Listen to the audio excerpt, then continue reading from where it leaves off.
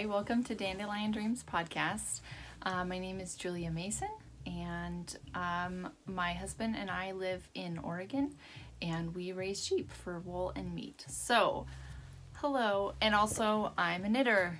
Imagine that. I'm once again out of practice because I'm more than a week late, and I think my camera might be upside down. Anyways, that's fine. I can fix it. So, yeah, I had the best intentions of recording on time this time around, and instead we went to Washington and Nicholas worked on our fifth wheel last weekend. So, we were kind of busy. Just didn't happen.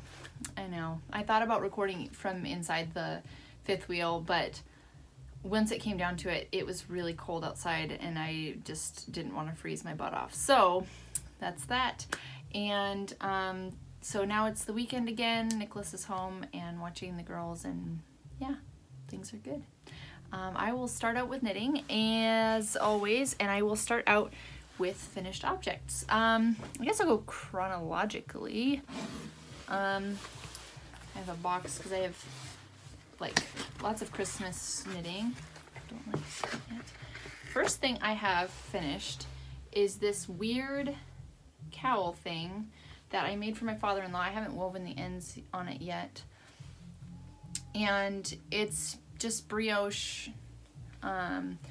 It's sock yarn. I think they're both Cloudborne Fibers sock yarns in this. And I just marled them for a bit. I thought about doing a totally marled piece and just following like a basic eyelets on like a, what do you call that? Spiraling pattern or something like that. But I decided to do brioche because it's really cozy. However, I made it way too big. I made the circumference too big because I really stink at doing brioche with magic loop because the change over, I can never get the tension quite right.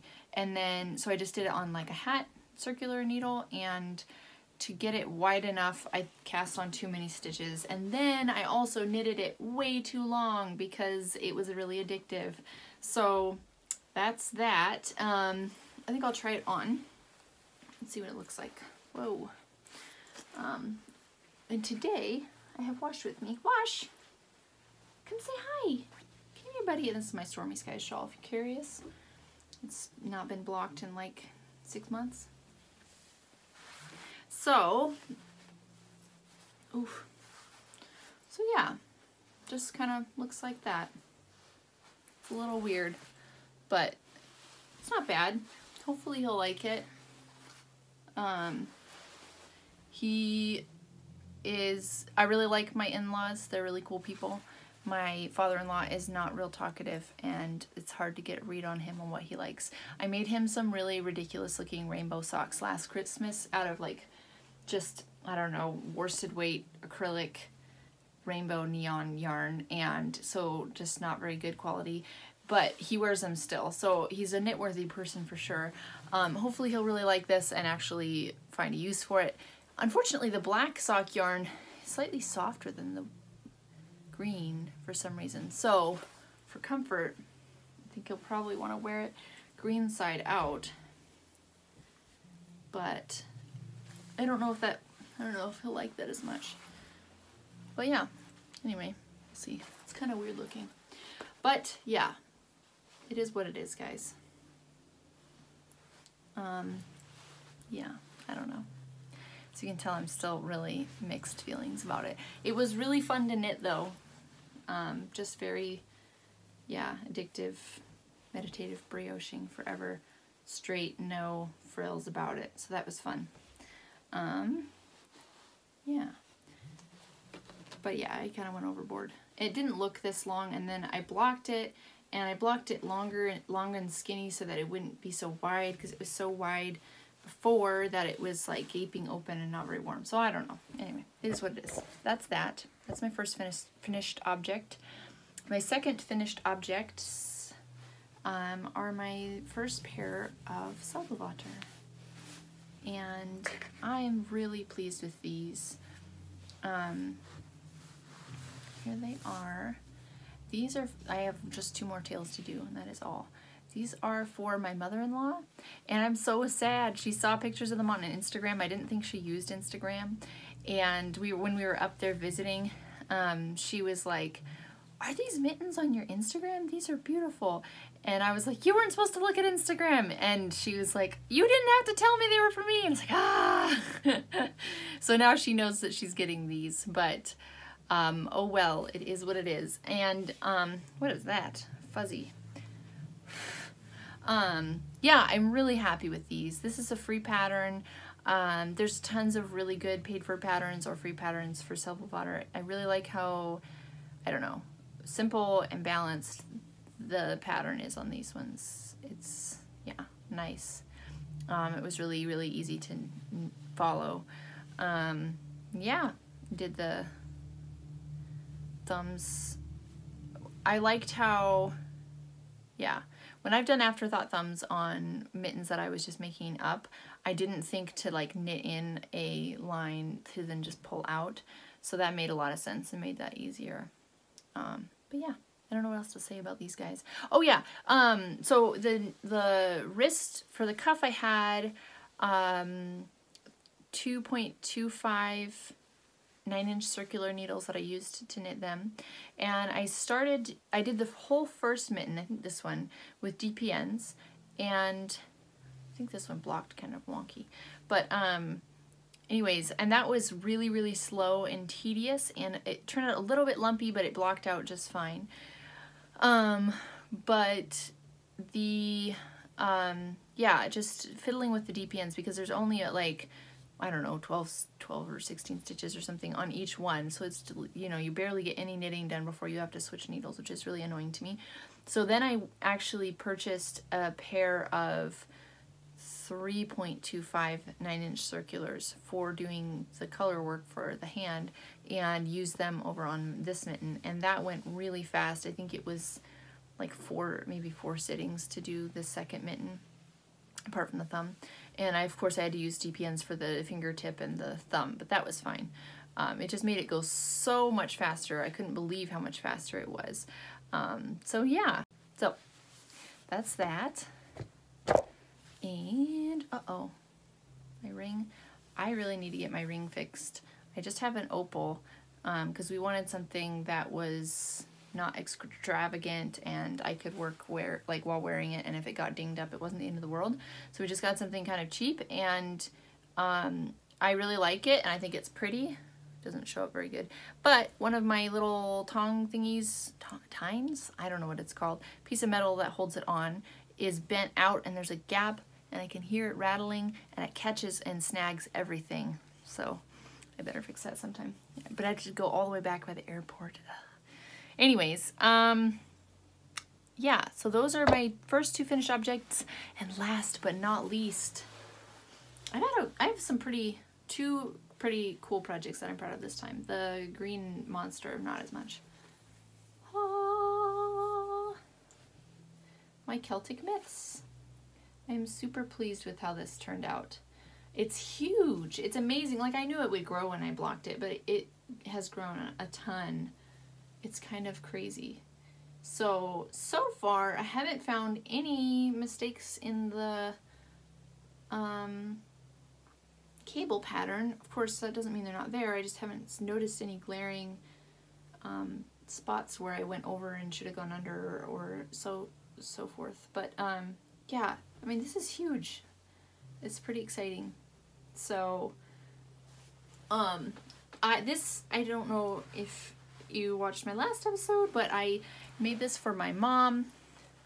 It's kind of, well, this vest does not make it look good, very bulky, but I knitted it for my mom. I wanted to make her something, but she is really not a fan of wool, and I had this nice wool already all picked out for this pattern to make for myself, and I let her feel it and look at the pattern, and she liked both, and so I decided to just make it for her. And this is Millimia, I think that's how you say it, yarn, fingering weight merino. And yeah, it's really soft and light and drapey and lovely. So yeah, when I was knitting it, it was really springy and the cable pattern really didn't show up very nicely until after I blocked it. So, and the blocking's a little wonky. I used just straight pins all the way around, so there's some lumpy spots, but oh well, it looks all right. So yeah, what else do I say about this? I don't know. The whole body of it was a lot of good mindless knitting, and then I did get to the point where I could kind of do the cable pattern without really looking at the instructions anymore, so that was pretty fun.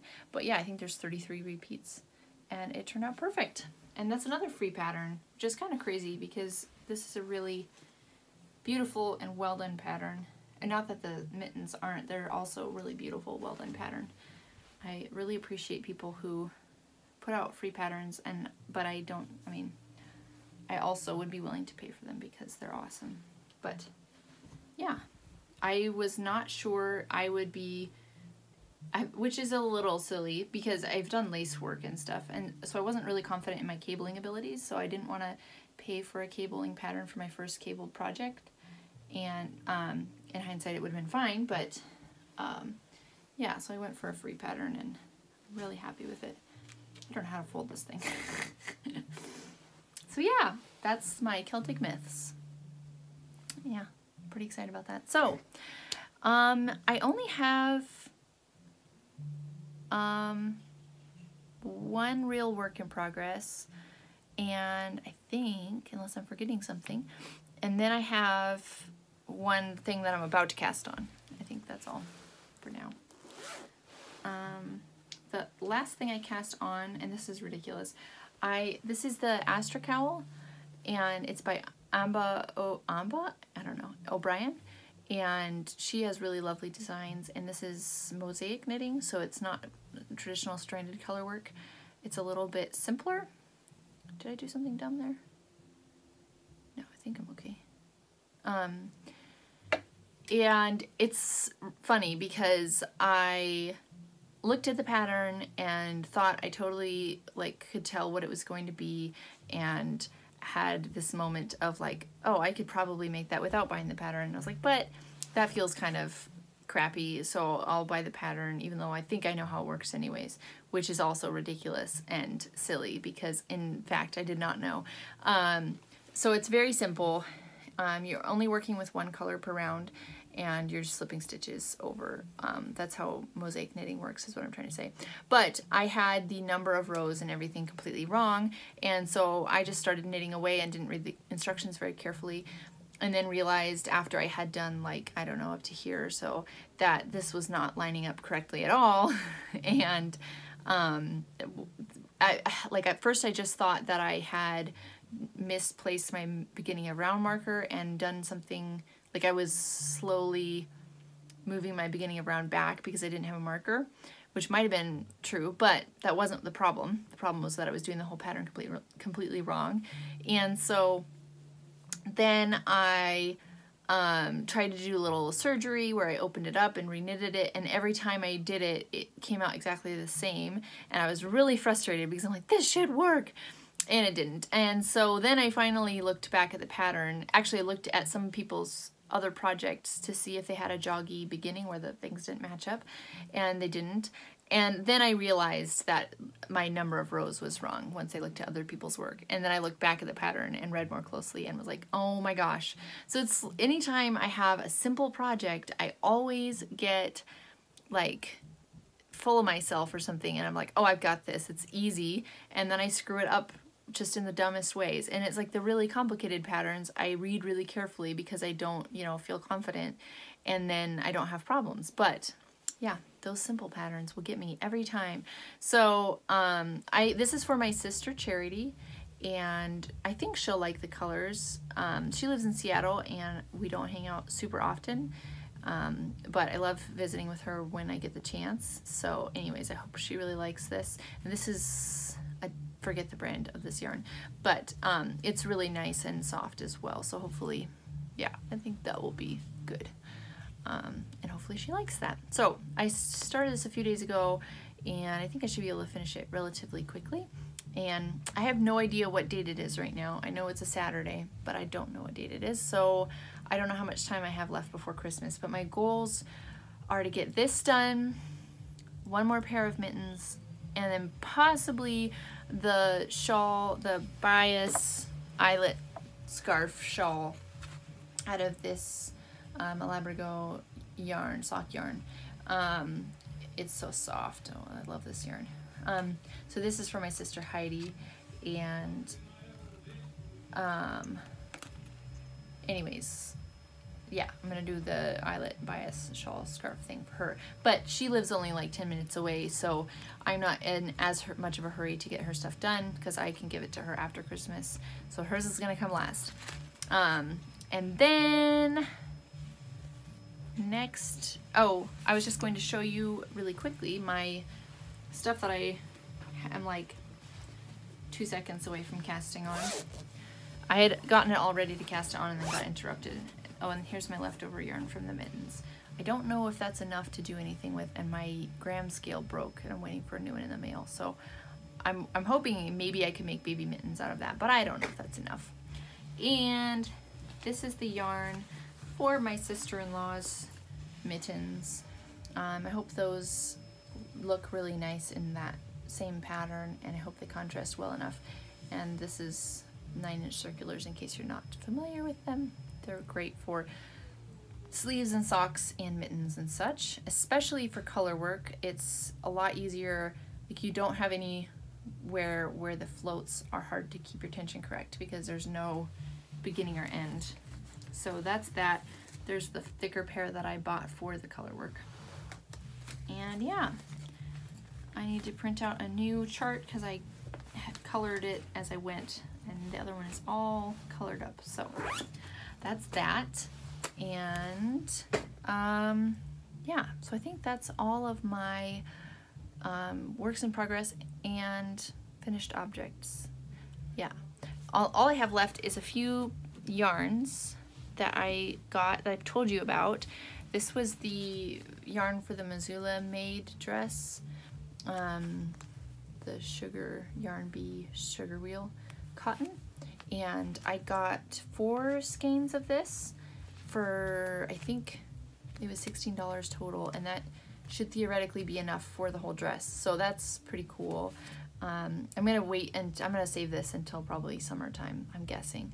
Maybe not, but I don't know. It's cotton. It's more of a summer knit anyways. So unless I find a lull, which at this point it doesn't look like I have any lulls in my knitting to-dos. So, and the other thing for New Year's, I was gonna, so we talked about having a cow with Iris from Clogs in Africa, and I was going to do a cardigan. Well, actually, I mean, it's a cardigan cowl, and she proposed having, you know, any cardigan that is up to 30% done at the time of the start of the cowl is acceptable for entrance. I forget if she had any other stipulations, but this is the yarn that I bought for mine. I was going to do, this is a very cheap brand that when I was, ooh, that's upside down. It's called I Love This Wool, and it's kind of funny and cheesy, but I used to buy this brand of acrylic when I was not enlightened to wool, and yeah, I just wanted to try something out from a really cheap brand so that I could recommend it if I ever had friends that were looking to try wool but didn't, you know, have the budget for the really nice stuff. So I think these were I think for the whole sweaters quantity it was like $20 or something like that, maybe 15 or something crazy. So and they were on sale, of course. But anyways, this stuff looks pretty nice. It's all right. I think it's 100% wool, and it's not super wash or anything, I don't think. I think it's just straight wool. So yeah, I'm gonna make another Ramona cardigan out of this. I want something a little less that sheds a little bit less, and that is going to be just kind of like a staple garment, hard wearing, and has structure to it. So I think this wool will actually work really well for that. And I bought 4 of these skeins for that project, and I bought 2 plain skeins, which are actually quite a bit softer to the touch, these white ones, and yeah, it doesn't say what kind of wool they are at all. I thought I would try dyeing these for fun, and Felicity wants a purple sweater out of this. I think this is enough to make her a sweater, but I could be wrong. And she wanted me to, she wanted a purple sweater. I thought about trying to do a plant dye. I bought a purple cabbage when I was out grocery shopping. I don't know how well that,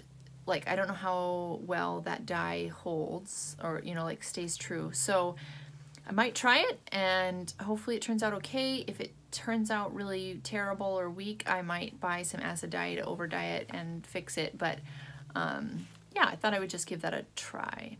So we'll see. So I think that's pretty much all my knitting stuff. That went by pretty fast. That was only 20 minutes. I thought I also had tea, but I don't know where. Where did I set it? So as far as I'm so sad that I don't have tea now. As far as life stuff goes, we're like full swing into butchering season. Yeah, we processed our neighbor's cow for her. That went really well in some ways and was really scary in other ways. We herded her over to our property to do it, and I just got her to follow me using hay and grain, and she followed me most of the way, and then she started to get suspicious because she never leaves the pasture. And when I opened the gate for her to leave the pasture, she was like, this isn't normal. So Nicholas tried to use the dogs to push her a little bit out, and then she got really aggressive with them. She threw Whiskey way up in the air and kicked Poppy, and both the dogs are fine, but it was really pretty scary. I mean, both of them have gotten run over by cows a number of times because they are really aggressive working dogs and they will like get in there and get business done. But this was different. She was like trying to hurt them, and yeah, it was scary. And she had like ran up by the dogs, the other younger dogs, and was trying to get them, and it was a mess. So in the end, Nicholas put her down by the pasture, and we had to drag her up to the tree that we used to hang larger animals. And so it ended up being okay. Like, it all worked out fine. Just before he shot her, it was scary, and she was being really aggressive. And thankfully, he had a really clean shot, and she dropped instantly, and there was no suffering or anything. And we've butchered most of our lambs at this point and most of our goats at this point. I think we have 2 goats left to process, and those are going to be for ourselves. And we have, I think, 5 lambs left to process. So that's not too bad. We should be able to get that done in like over a couple of weekends or weeknights. So usually what we'll do is Nicholas will slaughter 2 or 3 animals at a time. And that's not, like, that's an amount he can do after work without it being too tiring. And then we'll hang them overnight, and then the next day we'll bring them inside and cut and wrap them. And it's been good. I'm getting more used to butchering. I mean, we've been doing it for 5 years or so. But it was really, really, really, really hard for me at first. Like, I mean, I've written about it, and I can post that article somewhere if people are interested. But I, really struggled with it a lot. And I've gotten to the point of disassociating myself from it a little bit, and also just trying to focus on the product of it, and how the meat that we produce is healthy and really high quality and delicious and nourishing to our family, and the animals have a really good life and don't suffer. And it's sad that we have to butcher them, but it's kind of the way of the world. Like, for thousands of years, people have eaten meat, and it's like only in the last couple of generations have people become disconnected from that and kind of turned it into I don't know. What is the word for that? I don't know. But anyways, what is the word for that? Making animals like people. There's a word for it. But yeah, So it's something that I've struggled with off and on forever, and am starting to get used to and accept. And it's been really good. I think I'm more nervous about how Felicity will react to it than she is. She's been very, we don't let her watch when he kills the animal. I think that might be a little traumatizing for her, but pretty much the rest of the process she's involved with, and she really is okay with it. And like we don't try to push her, we don't try to force her to be a part of any of it, but she wants to see and she wants to know. And yeah, she just asks a million questions, and then at the end of it, I'm kind of like waiting for the fallout of her being upset, and she never seems to be. She's like, okay, that's the way it is. Like, that's where we get our food, and she loves the meat, and every animal, like every meal we eat, she asks what kind of animal it is and what color it was, and like even store-bought animals, like she wants to know about it, and it doesn't seem to be upsetting her, so I will continue to answer her questions. So yeah, that's been interesting, and it's the older she gets, the more positive the whole experience is. Before, she was kind of indifferent to it when she was little and stuff, and now she's asking a lot of questions, which is kind of cool. So anyways, yeah, so we're really like elbows deep in butchering season, and yeah, it's bittersweet. We're getting to reap the benefits of all of our hard work for the year, and that's really cool, but it's also, yeah, a little sad. I mean, like I said, like animals that I bottle feed or become really attached to, we just don't butcher, because I have to honor my heart a little bit in that, and it's not like I'm bottle feeding half the herd, it's one animal or two animals. So, if I become emotionally invested, we're not like heartless, horrible people, and it helps that all of the animals are not tame. They have no interest in people. They want to be as far away from us as possible, so it doesn't feel as much like a betrayal, because they fully know that we are predators and want to eat them, and they expect that from us. So, yeah. Anyways, I don't know what I was saying. Oh, just it's a little sad to go through the whole process of delivering these lambs and raising them and looking after them and then harvesting them. But I will say that we have cooked some really incredible meals the last month of just really, really, really delicious meat, and like doing a little bit of smoking on the grill, and it's just amazing. So that's pretty awesome.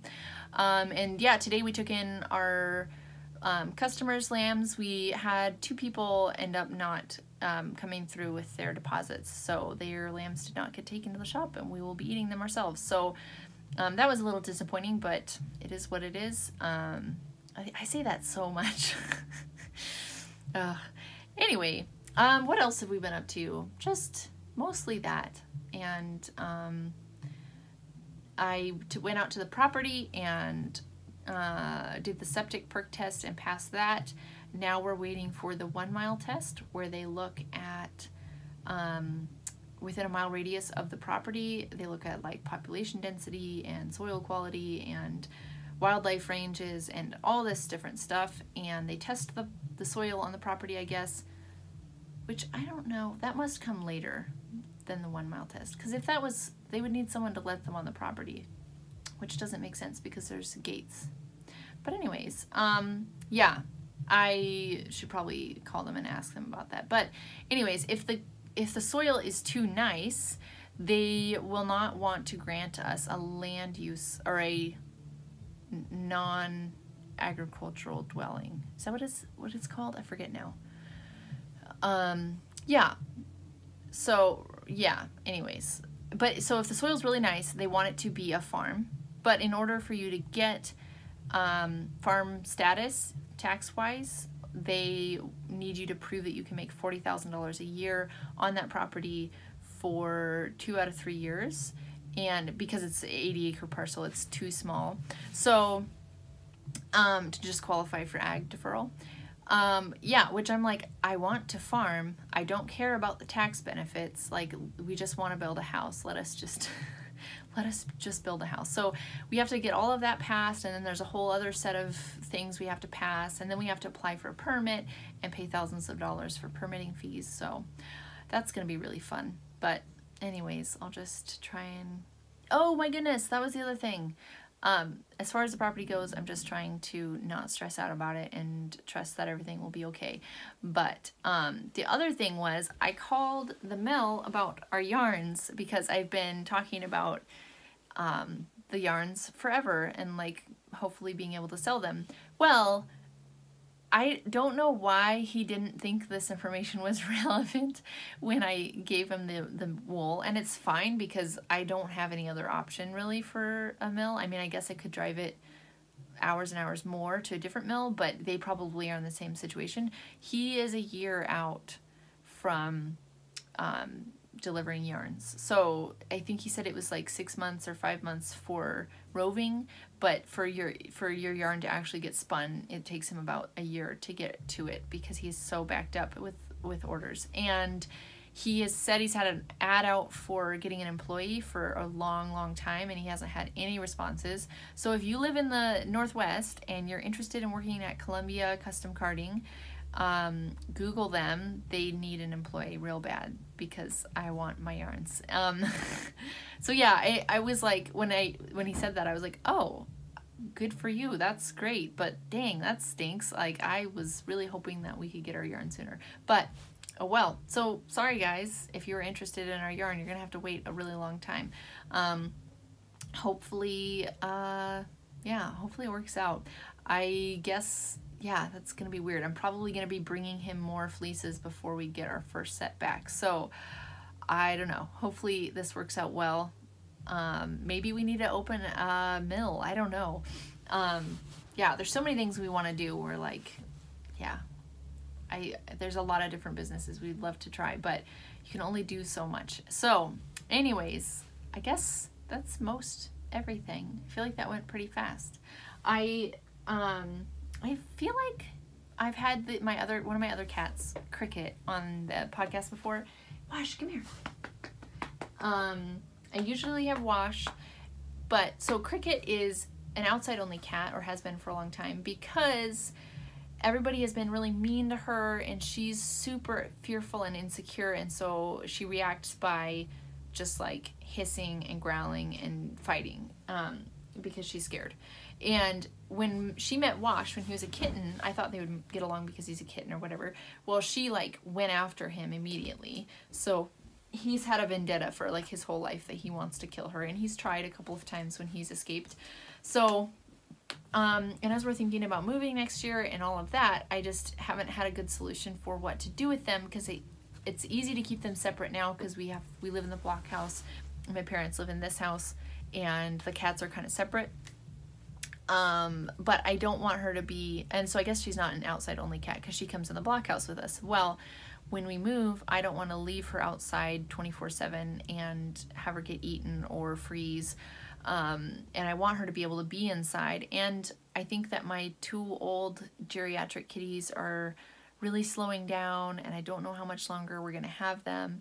And so that's really sad, but it's also, it's like they, in people years, I think are like 114. Like they're super, super old. So they're 17-ish, maybe a little older, maybe a little younger, in years, normal years. But like if you do the math with them being inside and outside cats and the way cats age, they're like the equivalent of a 114-year-old person. So that's super old, and they're just, their body condition is degrading, and they don't seem miserable or sick or like in pain or anything. They're just slowing down and kind of withering away, and they're very cuddly and sweet, and I try to hold them as much as possible, but I don't think that they will be around for our move. And if they are, I don't want to move them because I think that would kill them immediately. It'd be way too stressful. So I want Cricket and Wash to be able to get along so that they can both be in the house and he can have a buddy. He really likes companionship. He likes to play with the old ancient kitties, but they can't handle it. So anyways, I am trying to get them to be friends. I'm trying this method where you like put the one cat in a room and let that be their territory, and then like introduce them through like under the crack in the door, and then you put one cat in a kennel and you let them like sniff each other. And so far it's been a lot of one of them being in the kennel and the other one like attacking the side of the kennel, like yowling at each other. So I'm thinking about maybe putting 2 dog kennels next to each other and putting them both in kennels and making them spend the night next to each other every night. I don't know. Just kind of at my wit's end with them, but they need to sort it out because it's not fair that Cricket has to live outside and be cold and scared of everybody, and I don't want them killing each other. So yeah, hopefully you like cats and that was interesting to you. But anyways, yeah. Thanks for watching, you guys. If you want to find me other places, I'm pretty active on Instagram. I've gotten back into posting regularly. So I'm on Instagram as Dandelion Dreams Podcast. And I'm on Facebook as Dandelion Dreams Knits. And on Ravelry as Dandelion's Dream. And if you wouldn't mind, please like and subscribe. That really helps me out. And yeah, and don't forget to comment and say hey. I really love hearing from you guys. I really appreciate you watching, and have a good day. Bye.